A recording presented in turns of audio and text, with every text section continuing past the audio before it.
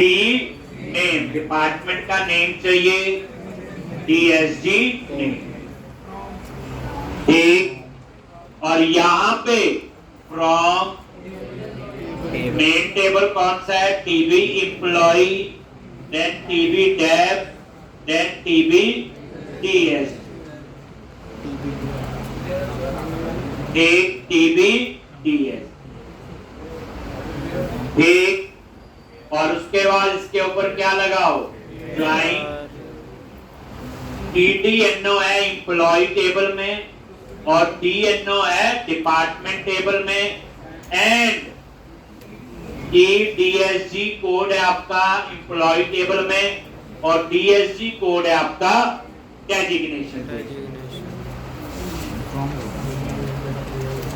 तो कितना फर्क पता चला, बच्चे बिना आपका बच्चे काम क्या पढ़ना है, कोई बता दे कि अच्छी चीज है और इस तरह से पढ़ना है।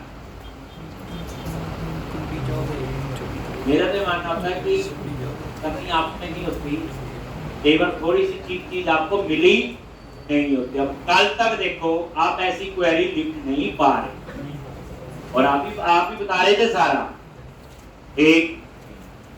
अब आपको मैंने 3 टेबल है, अभी प्रोजेक्ट पे काम करोगे 15 टेबल होंगे, लिखोगे 15 की भी क्वेरी। आपको पता चल गया, पहले मास्टर ट्रांजैक्शन टेबल समझो, फिर मेन टेबल आइडेंटिफाई करो, फिर क्वेरी लिखना शुरू। अगर वो डाटाबेस नॉर्मलाइज तो आपको कोई परेशानी, और एज ए फ्रेशर आपसे कोई डाटाबेस डिजाइन नहीं करवाते। लेकिन अगर सीनियर पर्सन ने डाटाबेस डिजाइन किया है तो उसको अंडरस्टैंड आपको करना आना चाहिए। ये सीक्वेंस की क्वेरी लिखना आपकी जॉब, ये सीनियर पर्सन की जॉब नहीं है। कोडिंग लिखना आपकी जॉब है, ये सीनियर पर्सन का काम नहीं। ये जो कोडर होते हैं तो पहले 3 साल तो कोडिंग करनी ही पड़ती है, ठीक। लेकिन डाटाबेस नॉर्मलाइज है, क्योंकि अभी 2 सैंपल डाटाबेस छोटे-छोटे बनाए, प्रोजेक्ट पे बना लेंगे, कल को जॉब करोगे वहां पे बड़े प्रोजेक्ट पे और काम करोगे, तो जब 2, 5, 4, 10 डाटाबेस आप बना लोगे तो आपको भी पूरा पता होगा। अब मैं यहाँ पे एक और थोड़ा सा एक चीज ऐड ऑन करता हूं, हम टेबल के अलायंस भी दे सकते हैं। जैसे टीबी एम्प्लॉय है, इसका अलायंस दे दिया ए। अलायंस क्या होता है, शॉर्ट नेम, एक। टीबी डेव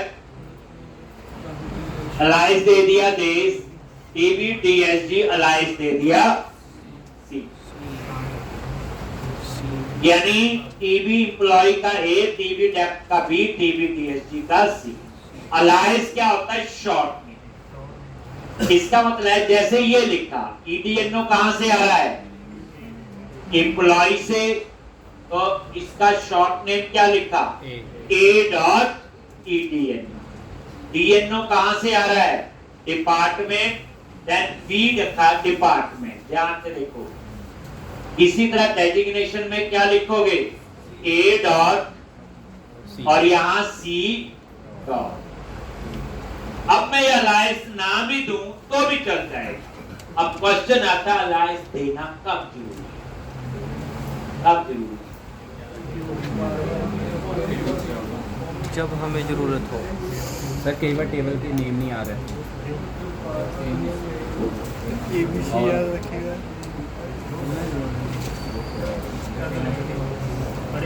सुने हुए आपने अलायंस, सुनने थोड़ी होते, गाना थोड़ी ये गाया, समझ भी आना चाहिए। तो बच्चे अलायंस देना तब जरूरी है जब उन टेबल्स में कॉलम का नाम सेम हो। अगर मान लो एम्प्लॉय टेबल में भी DNO है और डिपार्टमेंट में भी DNO है, हो सकता अलग अलग टेबल है दोनों, तो उस केस में तो आपको अलायंस देना ही पड़ेगा। तो अलायंस देना कब जरूरी है, जब टेबल्स में कॉलम, 3 टेबल है, 4 टेबल है, ठीक। अगर उसमें कॉलम नेम सेम हो सकता है, फिर नेम एक में भी हो सकता है, नेम दूसरे में भी हो सकता है, तो आप बताओगे ना नेम किसका, तो आगे टेबल का नाम देते हैं। अब टेबल का नाम देने की बजाय जैसे इतना बड़ा एक की जगह नहीं तो मुझे यहाँ लिखना पड़ता था टीबी एम्प्लॉय, इतना बड़ा नाम लिखना था। तो इसकी जगह मैंने क्या किया, अलायंस दे दिया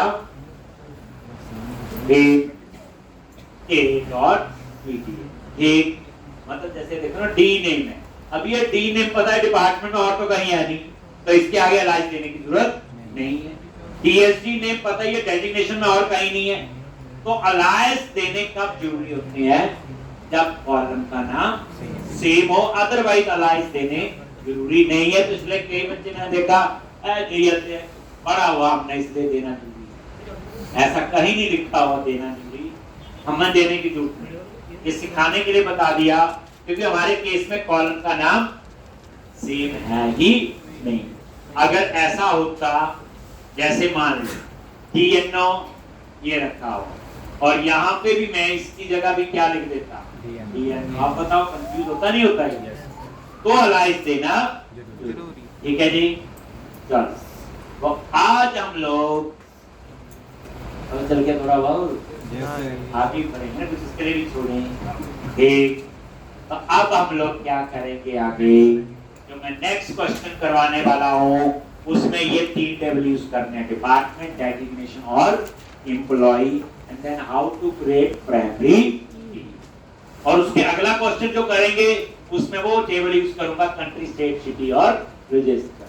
लेकिन अब मैं ये नहीं बताऊंगा फॉर्म की क्या बनाती है, क्या इसकी पूरी कहानी, एक असली तो तभी चलेगा। चलो अब देखना कॉम्बिनेशन देखो, अब जिसको ये डाटाबेस का नहीं पता अब इस क्वेश्चन को कर कैसे सकता है। तो अब हम नई एप्लीकेशन बनाएंगे, पहली बात कुछ नया भी सीखेंगे और 90% पुराना भी यूज होगा, लेआउट भी अप्लाई करेंगे, वैलिडेशंस भी अप्लाई करेंगे, तो जो पढ़ा हुआ रिवीजन भी होगी और नया भी। ग्रेट न्यू प्रोजेक्ट, तो जो करना क्या पहले नया प्रोजेक्ट बनाएंगे, ठीक। हमें बेसिकली 3 मॉडल बनाने हैं, डिपार्टमेंट, डेजिग्नेशन, एम्प्लॉय, मॉडल बना लेंगे। नई चीज क्या है, एक्साइटमेंट हमारी ये है, आज हम लोग मॉडल कैसे बनाते हैं तो सीखते जाएंगे। अब मॉडल बना लिए तो बाकी कहानी पता है, पैकेज इंस्टॉल है, ये जो वेब फॉर्मेट में लिखना, ऐड, माइग्रेशन, अपडेट, अब मुझे भी बताने की जरूरत नहीं ना, आपको पता ही है, इसमें कोई टेंशन वाली बात नहीं। इतना काम हम पहले करें। ASP.NET web application, next web application 17 underscore tab DSG M underscore 1147, कुछ नाम वैसा दे दिया। अब इसमें ड्रॉप डाउन लिस्ट कुछ और चीजें यूज करूंगा, ई ड्राइव में, इसमें बच्चे रिवीजन भी होगी, नया भी होगा, और ग्रेट आपका प्रोजेक्ट बन गया, एक वेब कॉन्फ़िगरेशन एक्सेसिंग लिख लेंगे, पैकेज इंस्टॉल कर लेंगे, 3 मॉडल बने और तीनों को यूज करें। एक MVC, आप ये लेके जो प्रीवियस में जो यूज थी वो तो सारी यूज, उसके बिना काम नहीं हो। प्रैक्टिस इस क्वेश्चन की 3 से 4 बार होनी चाहिए। इसके बाद एक और क्वेश्चन हमने करना है, फिर हम लोग ASP.NET और उस पे मैंने 6-7 दिन लगाने हैं और फिर इसको सीखने आए आप लोग, फिर आपके अच्छे दिन चले जाएंगे, फिर हम लोग प्रोजेक्ट ही बनाएंगे। आप ये लेके चलो मैक्सिमम ये वीक और नेक्स्ट, उसके बाद हम लोग प्रोजेक्ट वाली साइड हो गई, फिर प्रोजेक्ट ही बनाना, फिर नहीं हमने ऐसे पढ़ना छोटे प्रोजेक्ट बनानी, एक प्रोजेक्ट बनाएंगे, अलग अलग चीजें यूज करके, एक जिसके लिए आप सीखने आए हो। इंडस्ट्री में पढ़ाई का कोई ज्यादा बेनिफिट नहीं है, बेनिफिट सिर्फ है तो प्रोजेक्ट। आप किसी कंपनी में जाओगे, कौन सा प्रोजेक्ट बनाया जी, क्या यूज किया आपने, पूरा आर्किटेक्चर बताओ। एक आप ये बोलो जी छोटे से 2 महीने पढ़ाया था, उसके बड़े अच्छे दोस्त हैं मेरे पास, एक उसका कोई फायदा नहीं, वो तो आपके लिए, कंपनी को क्या लेना देना उसकी, कंपनी को सिर्फ लेना प्रोजेक्ट बनाना आता है, प्रोजेक्ट यस क्लाइंट ने पैसे तभी देने जब क्लाइंट को प्रोजेक्ट बना के देंगे। एक आप जो मर्जी पढ़ लो, प्रोजेक्ट नहीं बनाने आता तो पढ़ाई का कोई फायदा ही नहीं है। ठीक, अब यहाँ पे सबसे पहले इंडस्ट्री की डिमांड है, ये मैं नहीं कह रहा हूँ, web.config। आप किसी कंपनी में जाओ, आईटी कंपनी में, जैसे गेट से एंटर करते हो, आप जो भी जॉब प्रोफाइल चूज करोगे प्रोजेक्ट हो, आज ही सॉफ्टवेयर डेवलपर बनना है, प्रोजेक्ट बनाना है, यही बनाना है। कोई कहता है टेस्टिंग करनी है, करनी तो प्रोजेक्ट ही है ना। कोई कहता मुझे वेब डिजाइनिंग तो प्रोजेक्ट ही करनी है। कोई कहता मैं नेटवर्किंग वाला हूं, तो सर्वर पे डालना तो प्रोजेक्ट ही है। एक एचआर कहता है जी मैं तो एचआर हूं आईटी कंपनी में, तो जो बच्चे रिक्रूट करने वो पूछेंगे प्रोजेक्ट आता है कि नहीं आता। यानी कि सारा खेल जो है आईटी कंपनी का उस प्रोजेक्ट के आसपास, और बच्चे एक प्रोजेक्ट ढंग से बना लोगे, मेरे को लगता है बाकी सारी आपको लैंग्वेज सारा ठीक हो जाता है। वेब कॉन्फ़िग में आ जाओ, क्या लिखना है जल्दी बोलो। जहां टाइम लगेगा वहीं टाइम लगाएंगे। कनेक्शन से add name con STR, connection से server dep slash SQL express database db underscore cap dsg m underscore 1147 और यहाँ पे इंटीग्रेटेड सिक्योरिटी क्यों लिखते हैं ये? एक इसकी जगह और क्या लिख सकते हैं यहाँ पे? ID password. ट्रस्टेड कनेक्शन होता है, जैसे इंटीग्रेटेड सिक्योरिटी ट्रू है तो कई जगह इसकी जगह लिखा होगा ट्रस्टेड कनेक्शन इक्वल ट्रू एक ही बात। उसके बाद provider system dot data dot SQL client. तो ये वेब कॉन्फ़िग में कनेक्शन सिंह लिख दिया, पैकेज इंस्टॉल करो। अब नहीं टाइम दूंगा, नहीं कैसे कर रहे तो बेइज्जती हो जाएगी। क्या लिखना है जी? Entity framework. कौन सा हमारा एंटिटी फ्रेमवर्क? यही है। टिक किया और इंस्टॉल कर। ठीक, उसके बाद क्या करेंगे? देखने के लिए अब तो देख लिया वो। ठीक, अब क्या करना है बोलो? एक मॉडल बनाए। तो आप क्या करो, यहाँ पे मॉडल्स पे गए, मॉडल्स पे राइट क्लिक किया, ऐड क्लास। क्लास का नाम क्या रखेंगे? Department laws. तो क्लास है तो हमें पता टेबल है, एक्चुअल में तो क्लास ही है। ये डिपार्टमेंट डॉट CS फाइल बन। अब यहाँ पे क्या लिखना है बोलो? प्रॉप। पहला कॉलम ले लिया आईडी, इसको बना लेगा प्राइमरी की और auto generate. Prop string name that is department name. मैंने DNO नहीं रखा, बताइए DNO रखते तो की लिखना पड़ता, लेकिन पता आईडी को अपने आप ही प्राइमरी की बना लेता, ऑटो इंक्रीमेंट। जो चीज बनी है हम क्यों अपना टाइम उस पे लगाएं। और यहाँ पे थोड़ा सा पढ़ चुके हैं, नेम एम्प्टी नहीं हो सकता है। एक तो इस पे रिक्वायर्ड वैलिडेशन लगा, और इसका नेम स्पेस है system dot component model dot data annotation, ये ऊपर ऐड बन गया जी। अब हम दूसरा मॉडल बनाएंगे, लिख लो ये डेजिग्नेशन। एक तीसरा बनाएंगे एम्प्लॉय।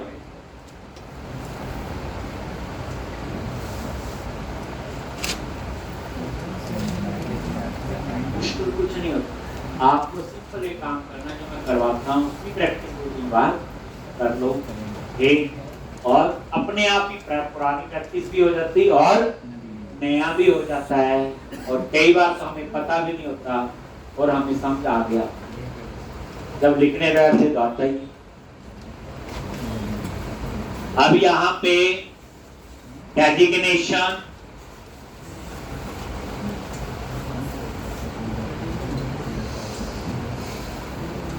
तो एक और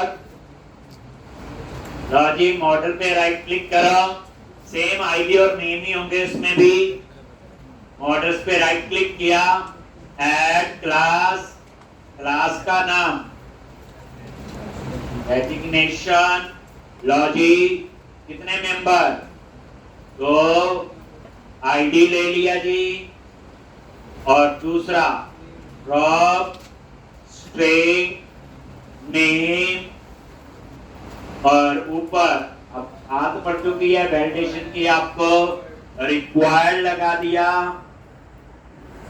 ठीक, और यहाँ पे ये नेम।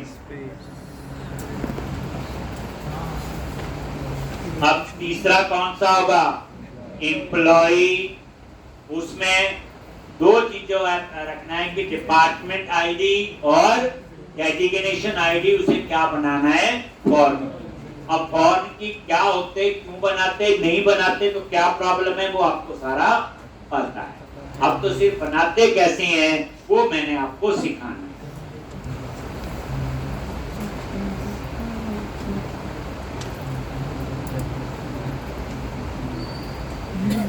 यानी आप मल्टीपल टेबल के साथ आज से हम काम करना शुरू कर रहे हैं।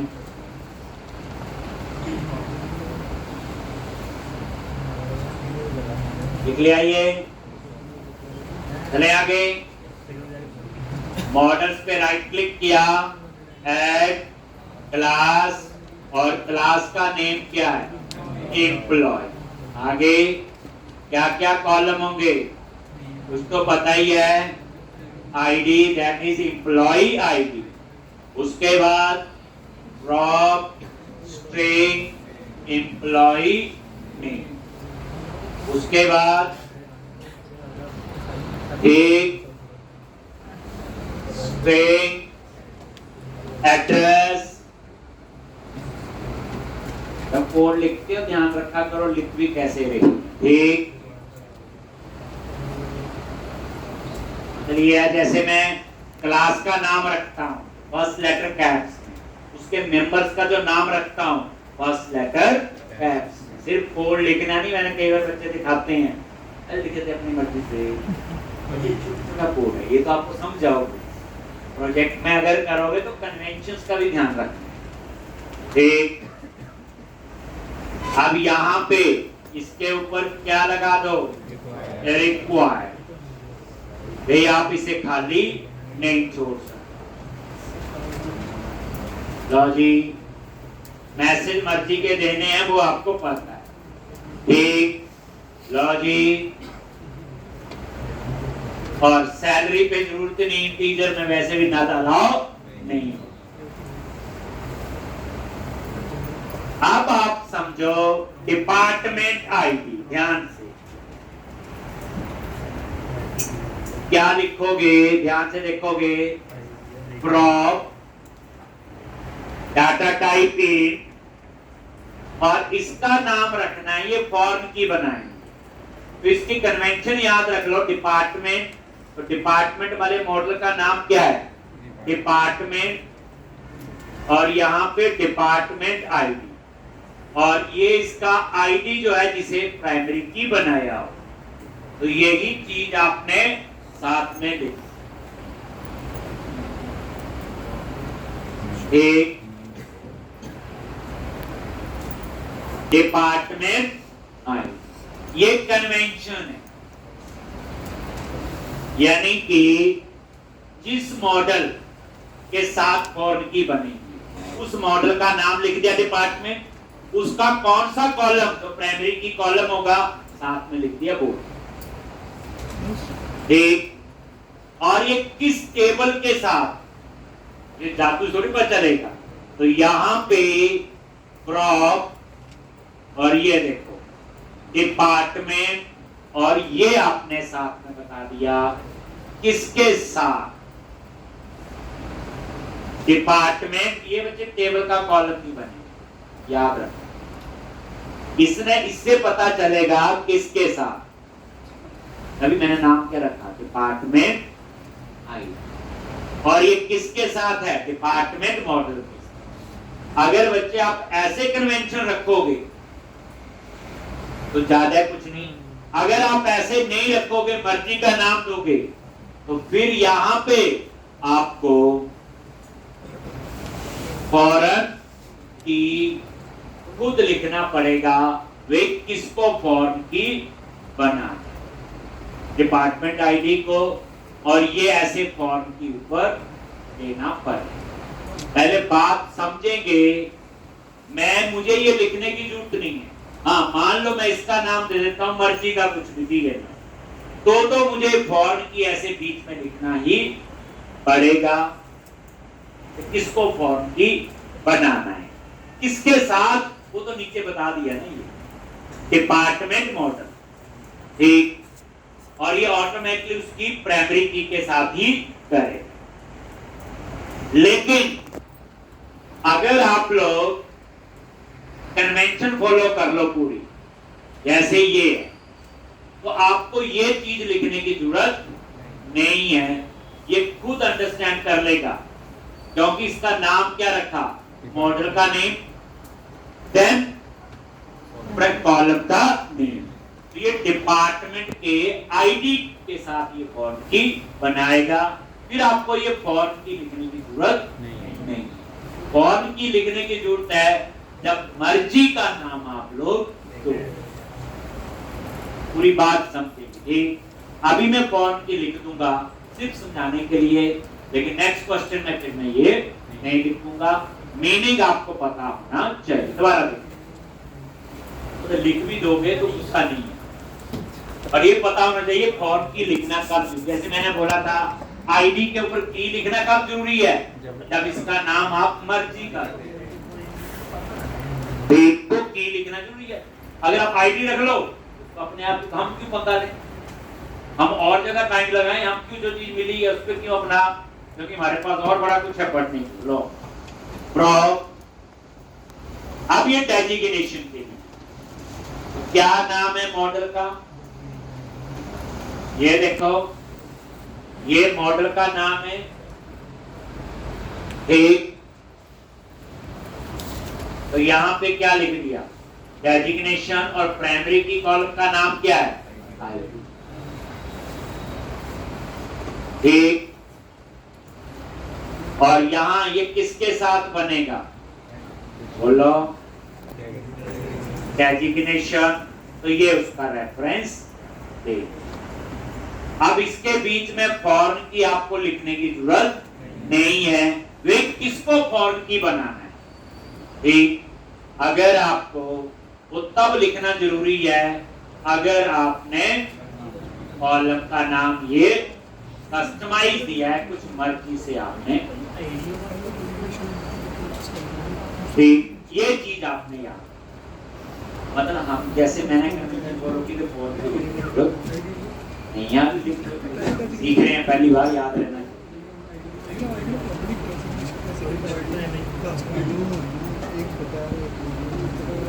ये इससे पता चलेगा ना, देखो ये जादू से हवा से उड़ के थोड़ी जाएगा, वहां पहुंचाने के लिए आपको कुछ ना कुछ चीज तो बतानी पड़ेगी ना। यहाँ तो ये बता दिया हमने, उसका रेफरेंस, काम तो इसी ने करना है, फॉर्म की इसी के ऊपर लिखा है, सारा खेल तो इसका है, किसको फॉर्म की बनाना है, दैट इज डेजिग्नेशन आईडी। किसके साथ, इस डेजिग्नेशन के साथ, किस कॉलम के साथ, आईडी के साथ। तो असली खेल तो ये है, ये तो मेरी मर्जी का नाम है, ठीक। तो ये 3 मॉडल हमने बना लिए। नेक्स्ट स्टेप क्या है, इनेबल माइग्रेशन, ऐड माइग्रेशन और अपडेट।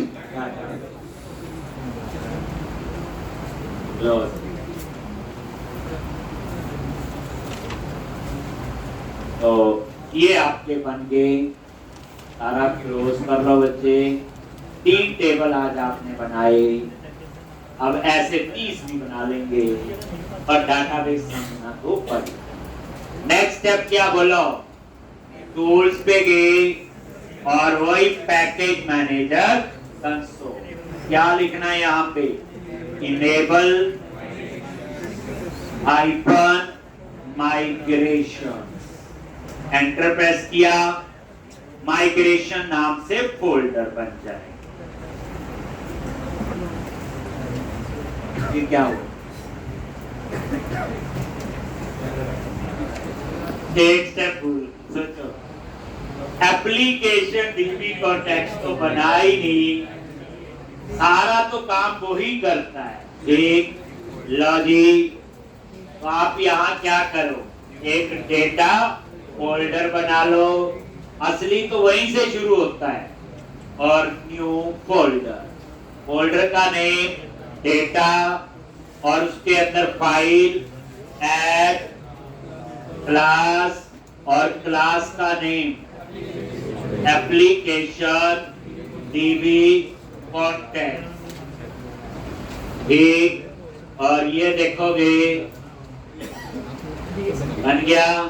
और जो सारा डाटाबेस मैनेज करती है वो कौन सी क्लास है, डीबी कॉन्टेक्स्ट, ठीक, और यहाँ पे आपने कौन सा है, system dot data dot entity, वो ठीक कर ले, इतनी समझ इसको है। यही तो फायदा है, अगर हम लोग यही याद रखें तो और पढ़ने के लिए छोड़ देंगे, ठीक, बल्कि थोड़ा वो स्पेलिंग आगे पीछे, उसका नेम स्पेस आ गया तो अपने आप ही ठीक कर दें। उसके बाद क्या लिखना है यहाँ पे, कंस्ट्रक्टर ctvar, और यहाँ पे बेस क्लास क्या लिखोगे, कौन str,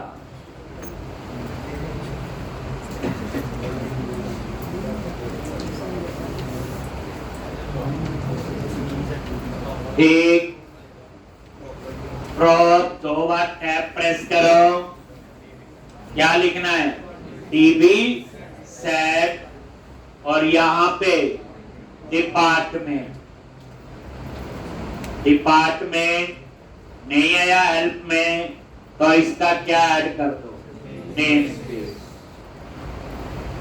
ठीक, और यहाँ पे डिपार्टमेंट, बस कहानी समझ आ गई, बाकी तो पता ही है। क्या लिखेंगे, डेजिग्नेशन और जो जस्टिस नेम है लॉर्ड, ठीक, उसके बाद एम्प्लॉइज और ये आपका नेम है, ठीक है जी। अब आप इनेबल माइग्रेशन करो और ऐड माइग्रेशन करो और अपडेट डाटाबेस, और हमारा काम पूरा हो। कल आएंगे तो जादू होगा, कुछ नया पढ़ेंगे, नया तो कुछ किया ही नहीं, नया सिर्फ वो फॉर्म की वाली लाइन का कोड था, बाकी तो आपका पुराना है, ठीक। तो enable icon migration, add migration, update database कर लोगे इतना, उसके आगे थोड़ा सा कुछ और नया आएगा। और एक असाइनमेंट में ये देखना है कि आपकी केटी में नई चीज क्या है। अगर आप ये दोगे कि सारा नया लिखा तो कंफ्यूज हो जाएंगे। आप ये देखो कि आज के लेक्चर में हमने क्या सीखा,